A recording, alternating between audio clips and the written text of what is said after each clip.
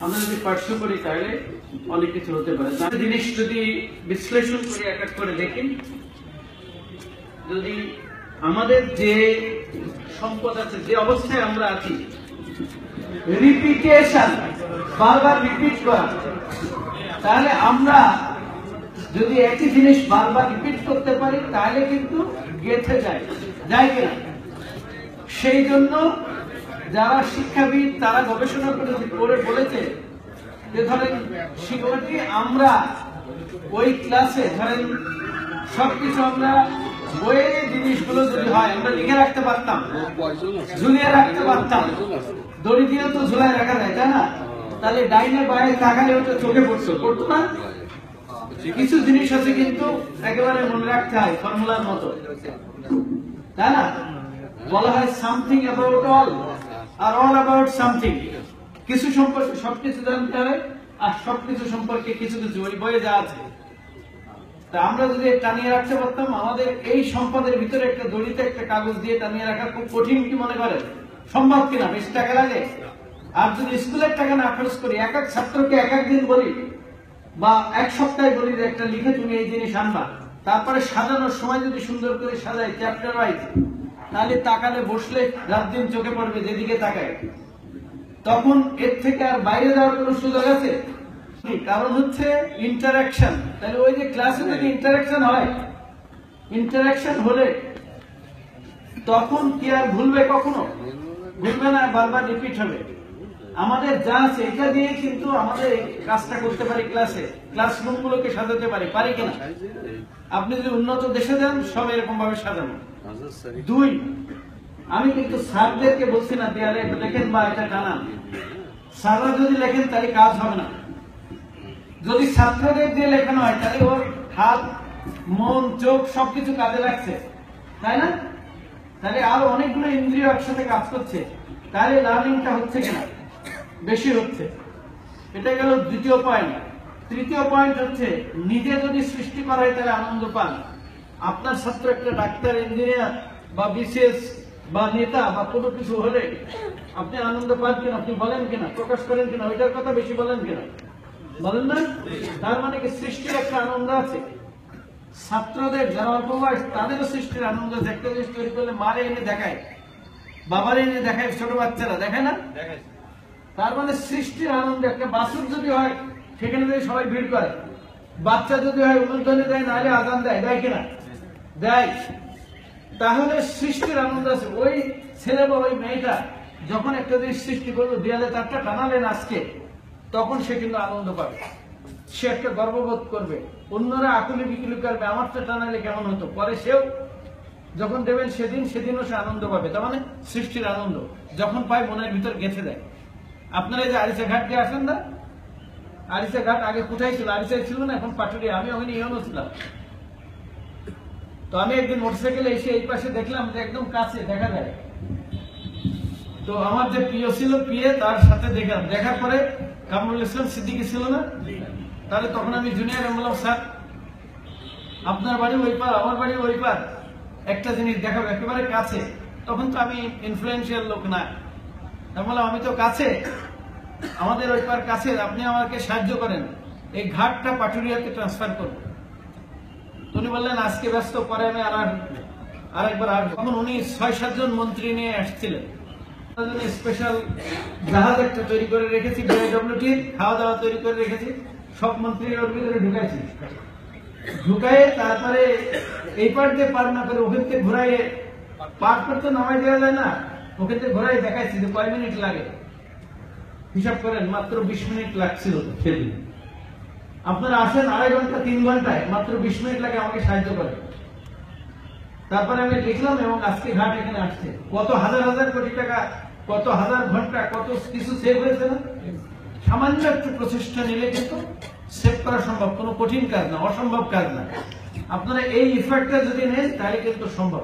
ছাত্রদের দিয়ে করাতে হবে, আপনাদের করানোর কোনো দরকার নেই। সারা দুনিয়ায় তাই করে। একটা হচ্ছে সে তৈরি করছে, রিপিটেশন হচ্ছে এবং সৃষ্টি হচ্ছে, হ্যাঁ না? সে তার আনন্দ পাচ্ছে। দ্বিতীয় আর একটা, তৃতীয় না, চতুর্থ আর একটা কথা হচ্ছে আরেকটু আগায় যেতে পারেন কেউ কেউ। কি আগাতে পারে? যাদের জায়গার অভাব নেই, রুমের অভাব নেই, তারা কি করতে পারেন, ইংরেজির জন্য আলাদা ইংরেজির একটা ক্লাসরুম ঠিক করে দিতে পারেন। এটাতে সবার ইংরেজি ক্লাস হবে, এটা বাংলার ক্লাস হবে, এটা অঙ্কের ক্লাস হবে।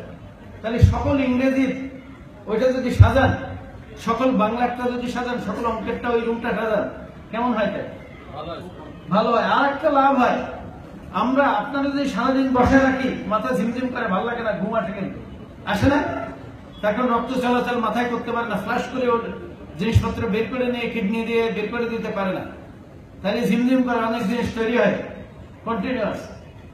কিন্তু যদি একটুখানি দৌড়াদৌড়ি করেন, ঘুমের বাপ আসবে না, আসবে, ঝিমঝিমও করবে না।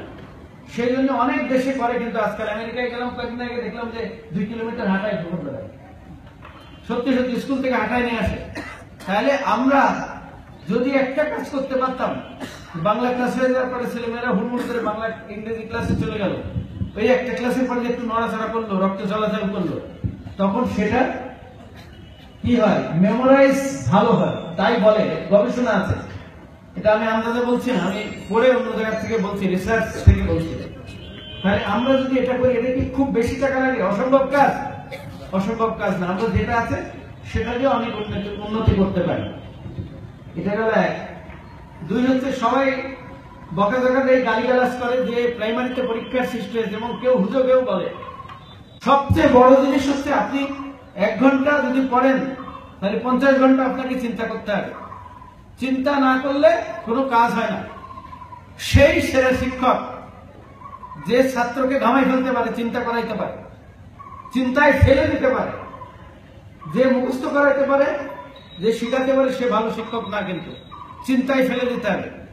চিন্তা করলে, চিন্তা করে যেটা হবে সেটা রিয়েল লার্নিং, তা না হলে বিপদে পড়ে যাবে। কেন বিপদে পড়ে যাবে? আমি যদি শিখাই কুচের মাঝখানে ধরবা, কুচে যে কোনো জায়গায় ধরতে পারবা, মাঝে ধরলে সরে গেলে সহজে ধরতে পারবে না, তাই না? সে যদি কুচের মতো দেখে, যে ঘোড়া সাপ যদি দেখে কুচের মতো লম্বা জিনিস, স্যার শিখাইছে ওর মাঝখানে এটি ধরতে হবে, তাহলে কি হবে? তখন খাবে না। আর যাচ্ছাপ যদি হয়, আপনারা কি বলেন, যাচ্ছাপ বলেন নাকি? যাচ্ছাপ যদি হয়, তাহলে আর কেস খারাপ হয়ে যাবে, তাই না? নাকি? তাহলে কি করতে হবে? চিন্তা করতে হবে, এটা তো কামড় দেওয়া জিনিস, তাহলে এটা ওই জায়গায় একটা ঘাম মোড়াতে গলায় ধরতে হবে, ঠিক কিনা? তাহলে সম্পাদ্য শিখায় টিচার, তাই না? ছাত্রকে উপবাদ্য করে ব্যবহার করতে হয়, হয় কিনা? উপবাদ্য করে ব্যবহার করতে হয় না? তাই উপবাদ্য করার জন্য চিন্তা করতে হবে। কুচের একরকম, সাপের একরকম, শিং মাছের আর একরকম, তাই না? শিং মাছের পিছন ধরলে তো ক্যাটাক করে মারি দেবে, দেবে কিনা? আবার স্টিং রে যদি আসে, ওইটার মাথা দিয়ে চেপে পিছন থেকে লেজ দিয়ে গোটা দিয়ে ওই যে কারে মেরে ফেলছিল, কি জানি আল্লাহ, তাই কিনা? তাহলে শুধু সব কথা শুনলে হবে না, চিন্তা করে কাজ করতে হবে, তাই না? সেই জন্য বলছে যারা জ্ঞানী লোক, তারা বলে তুমি যেভাবে পড়ো, তুমি যাদের সাথে মেশো, সেরকম তুমি চিন্তা করো, এবং যেমন চিন্তা করো সেই চিন্তা অনুযায়ী কাজ করো, যেমন কাজ করো সেরকম ফল পাও, তাই না? যেমন কাজ করো সেরকম ফল পাও। তাহলে চিন্তা করতে শেখানো দরকার। বলা হয় যে এটা যদি নড়াচড়া করে, এক ক্লাস থেকে আরেক ক্লাসে যায়, দেখে, তাহলে চিন্তার ভিতরে ফেলে দেওয়া হয়, সবসময় চিন্তার ভিতরে ফেলে দেওয়া হয় না? এই কাজটা 1 নম্বর একটা অ্যাডভাইস করলাম, এটা সম্ভব। চিন্তা করে সবসময় কাজ করতে হবে। এরপরে আরেকটা কথা বলি, যা আছে এটা নিয়ে উন্নতি করা সম্ভব। সেটা হচ্ছে, আমি যাদের কাছে যাই, তারা বলে কম্পিউটার ছিল স্যার 10টা, খারাপ হয়ে গেছে, কয়টা আছে? 2টা আছে। তার মানে সবগুলো খারাপ না হওয়া পর্যন্ত ডাক্তারের কাছে যায় না। এমনি যদি পেটে ব্যথা হয়, বুকে ব্যথা হয়, মনে করে এটা গ্যাস হয়েছে, খাও একটু বলি, না হলে কবিরা দিয়ে আছে তাই খাও, না হলে হোমিওপ্যাথি খাও, কিন্তু ভালো করে চিন্তা করে দেখে না যেটা অন্য বড় কিছু হতে পারে, তাই না? প্রায় সময়। তাহলে যখন একটা খারাপ হলো, সাথে সাথে যদি আমি মেরামত করি, তাহলে হার্টের ডাক্তারের কাছে যাওয়া লাগবে, ক্যান্সারের ডাক্তারের কাছে যাওয়া লাগবে, লাগবে না, সাথে সাথে। তার মানে কম্পিউটারের ক্যান্সার বলছি, মানে বড় আকারে এইটা বলছি, তার মানে অনেক বেশি টাকা লাগবে না, মেরামত করলেন, সাথে সাথে গা সহ হয়ে গেল। কিন্তু সব কটা খারাপ হলে তারপরে যদি যান মেরামত করতে, তাহলে অনেক টাকা লাগবে না, তখন কিন্তু ভেজাল করা যায় না। আমাদের রাস্তায় কিন্তু তাই করে অনেক সময়, আমরা দেখছি ইঞ্জিনিয়ার সাহেবরা